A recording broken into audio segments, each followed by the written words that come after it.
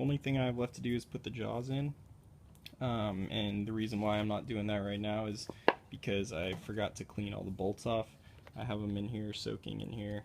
I wanted to put the original bolts back in with the original jaws.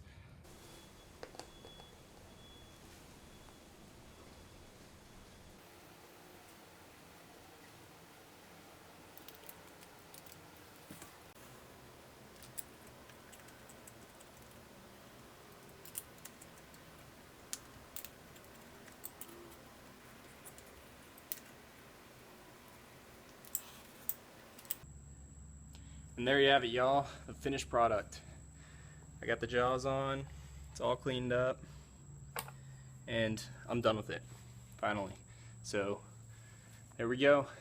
Enough talking about vices, and we could start getting into some fun stuff. So, thank y'all for watching. Don't forget to like this video, comment, and subscribe, and I'll see you next time. Bye.